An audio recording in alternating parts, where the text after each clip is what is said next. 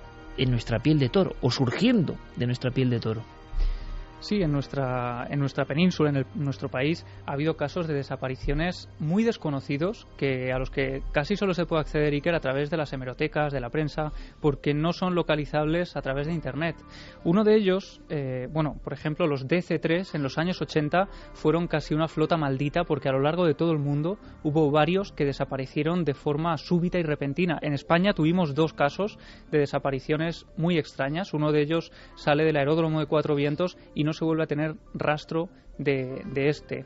Pero uno de los más extraños ocurre el 31 de diciembre de 1971. Es un Nord 262 que viaja desde Argelia hasta Mahón. Cuando está a unas horas de haber despegado, está ya en aguas de territorio español, muy cerca, a unas millas de Palma de Mallorca, se deja de tener contacto con el avión. No se sabe absolutamente nada de ellos. Hasta tal punto que se pide también a algunos comandantes que salgan en busca de este avión. Y en este caso, Iker, tenemos una doble sorpresa, porque el comandante español que va mapeando, digamos, el mar desde su avión, descubre una gran cola de avión semi-hundida, descubre incluso un torso decapitado flotando en el agua, unas maletas, así que pide refuerzos, acuden a esa zona y creen que se trata del avión que ha desaparecido. La sorpresa llega cuando, después de indagar, se dan cuenta de que ese no es el Nord 262 que había desaparecido rumbo desde Argelia. El artículo de prensa que hace referencia a este caso termina con una inquietante pregunta. Decía: ¿de quién son los restos que aparecen y dónde ha ido a parar el avión desaparecido con 30 pasajeros? ¿Me quieres decir que sobre esos 30 pasajeros no se volvió a saber nunca más nada? Nada. De hecho, antes de entrar aquí, claro, yo pensaba que podría tratarse de un recorte de prensa y que quizá semanas, meses, incluso años después, podría haber aparecido en algún breve algo referido a este avión. Yo he entrado en una página web muy importante donde aparecen registrados casi todos los aviones que se han perdido. Aparece, de hecho, este Nord 262, aparece la fecha, aparecen esos 30 pasajeros, entre los que se encontraba un equipo de fútbol de Argelia, y finalmente, el último párrafo, donde dice estado, la palabra dice desaparecido. Un equipo de fútbol argelino desapareció en aquel vuelo entre Argelia y Mahón. Eso es, y que llegaban a Mahón a pasar la Nochevieja, el primer día del año, que tenían cerrado incluso un partido de fútbol con un equipo local de Mahón y que no acuden a su cita porque, de hecho, hasta día de hoy no se ha encontrado ni rastro de ellos. Quizá todo esto, estos casos que recuperamos ahora, son la muestra de que lo imposible puede ocurrir. Lo decíamos en la redacción, Santiago, hablando de otros temas, y es que lo inesperado o el horror, en ocasiones, y lo decíamos así, puede estar a tu vera o aguardando. Esto suena muy dramático, y estamos acostumbrados a vivir en una burbuja donde todo esto es imposible, hasta que ocurre, claro. Sí, a veces aparecen. Me estaba acordando del famoso caso de Stendek, el vuelo del Stardust, que desapareció en 1947 y tardó 50 años en saberse algo de su destino, y aparecieron tímidamente unos pocos restos a los pies de un glaciar en Argentina. 50 años preguntándose dónde había ido a parar ese avión, y ese avión todavía deja un enigma. Ese avión, el último mensaje que transmitió antes de perderse durante esos 50 años, de dormir ese sueño enorme, fue repetidamente Stendek, y nadie ha conseguido dar una traducción a esa palabra. No se es válida, pero hasta Patrice Gaston en los años 70, en ese libro Desapariciones misteriosas, denunciaba más bien de cómo a lo largo de los cientos, miles de casos que él había estudiado de desapariciones súbitas, repentinas, de aviones o de buques, siempre había 2 posibles causas que eran las que cerraban finalmente el misterio, y eran secuestro o accidente en el mar. Casualmente son las mismas que han salido en este caso. Ojalá el destino de este avión no sea el de los que aparecen en este libro. Diego, a nivel de las víctimas, ¿qué se está diciendo? ¿Qué se está comentando? ¿Cuáles son las hipótesis ya a nivel humano que se están manejando en los diferentes medios y en las propias fuentes de información de Malasia? Decías que había como una especie de alegría repentina a los 6 días, se dice pronto, cuando se dan algunos datos, ¿no? Pero también es un país muy especial. Sí. Se ha hablado incluso de chamanes, como suena, intentando ayudar, es decir, la magia local, la creencia en el mal fario, en la mala suerte, en los espectros, todo eso también, y como es lógico pensarlo, se ha desatado, ¿no? Sí, se ha hablado del chamán, el chamán ha aparecido en el aeropuerto, bueno, con todo su aparataje, también intentando saber algo de ese avión.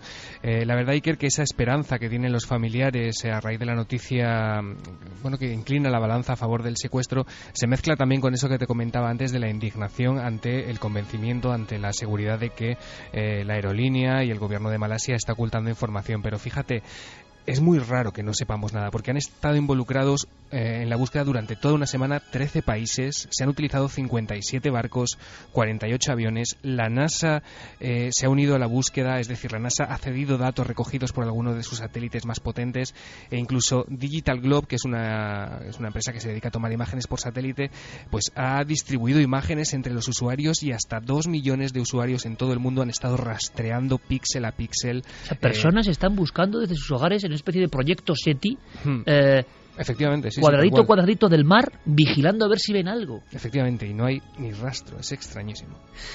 Había muchos libros, Charles Berlitz y tantos otros, que hablaban de sin rastro. Nosotros tenemos que dejar aquí esta historia, porque tampoco podemos añadir nada más. Hemos aprendido algo del mundo de la aeronáutica, que es un mundo a la vanguardia de la ingeniería de nuestro planeta. Por tanto, nos sorprende mucho más que alguien desaparezca, no sé, en un autobús, en una carretera perdida, y que no haya ni rastro. También es difícil, ¿eh? Desaparecer, volatilizarse es muy difícil. Yo soy uno de esos niños, porque intento seguir siendo niño, pero el mismo libro que yo pude reeditar en su día en una colección hace ya más de una década, ese libro me puso los pelos de punta, porque cuando se leía Desapariciones misteriosas, había casos como el de Charles Bowden y tantos otros, que iba con sus padres, un niño, daban la vuelta a una esquina, unos setos, una idílica llanura en el Reino Unido, y de pronto el niño ya no estaba, ¿no? Y era una planicie, y ya no estaba. Y era uno de tantos casos que luego acababan pues en estos informes. O la célebre historia de Oliver Larch, que es una de las que ponía los pelos de punta, y se siguen contando, y se sigue, la sensación que uno tiene es de pelos de punta, sigue siendo así, sigue estando viva. Personas que desaparecen y dejan las huellas en la nieve, como Oliver en Indiana en 1890, su padre le manda por agua al pozo. Hay unas voces que van surgiendo de las alturas y solo quedan las huellas, como ha contado antes Javi, del caso del desierto. Es decir, hay sucesos que ya solo comprendemos desde el punto de vista casi tocando con la ficción, o lo que pueden contar algunos libros ya muy viejos y que no tienen sentido en este mundo de las computadoras. Y sin embargo, ojalá no sea así, da la impresión de que este caso de Malasia, si no se resuelve pronto, si no ocurre algo pronto, algo inesperado, y sea cual sea la solución, nos va a sorprender a todos. Acabarán uno de esos libros, si es que siguen existiendo los libros dentro de un tiempo, comentándolo como un caso más, ¿no? Pero cuánto dramatismo, cuánto misterio, cuánto enigma, ¿qué habrá pasado dentro de ese avión? Las posibilidades, una vez más, son infinitas. Lo que sí estamos viendo es que ninguna ficción, ningún guión, ningún marketing viral, como decía Javier Pérez Campos, supera algo como lo cotidiano. ¿Quién iba a suponer que esto iba a ocurrir? Se cuenta, y yo no sé si es verdad, Diego, es la última información que podemos dar, que hubo varios pasajeros. Son esas informaciones que luego surgen siempre como coletazos de misterio, que repentinamente, por lo menos 5, embarcaron el equipaje, pero no quisieron subir el avión.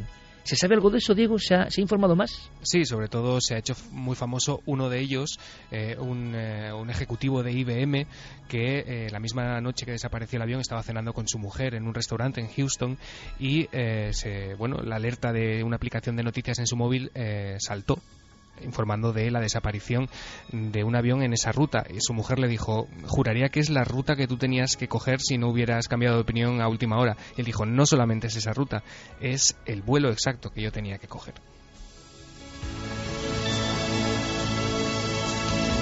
Diego, compañero, gracias por todo el trabajo, por toda la información, y nos quedamos pues casi como al principio, con el único bálsamo de que hemos aprendido algo más de la aviación, de la aeronáutica, de la seguridad en vuelo, pero comprendiendo, quizá como resumen, que todos los expertos de primer nivel, en este caso, no hay ningún tipo de duda, hablan de auténtico misterio y que ojalá se resuelva. Ojalá, y a ver, la verdad es que hay que hay que temerse lo peor, porque incluso ya la búsqueda por mar en el mar meridional de China hoy mismo se suspendía. Así que ojalá que haya suerte y se encuentren en algún sitio, pero la verdad es que no pinta muy bien. Gracias por todo el trabajo, Diego Marañón, compañero. Un placer.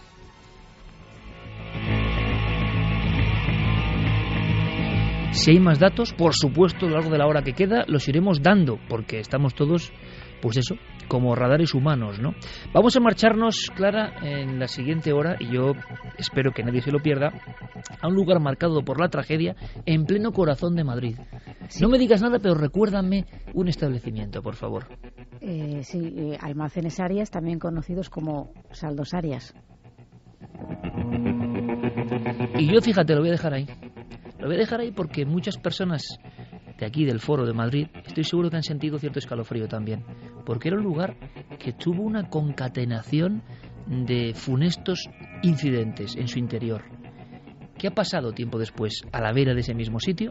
Nos lo va a contar Clara Tahoces, exhumando otro documento de su peculiar archivo. Y también, compañero Javier, vamos a marcharnos a conocer la historia en ruta, en plena carretera. Vamos a presentar el personaje, venga. Pues el personaje nos va a traer una canción que no habríamos pensado nunca que escucharíamos en Milenio 3. La causa es el testimonio que nos trae esta noche. Él es Jaime Urrutia. Ni más ni menos. Vamos a escuchar esa canción, ¿no? A ver si podemos despedirnos con esa canción, que sería muy interesante para que veamos un poco... Bueno, esta canción es casi premonitoria. Sí, es verdad. De lo que nos va a traer. Es verdad. Esta canción fue absolutamente mítica, por cierto. Para mí es una de las canciones legendarias del pop español, ¿eh?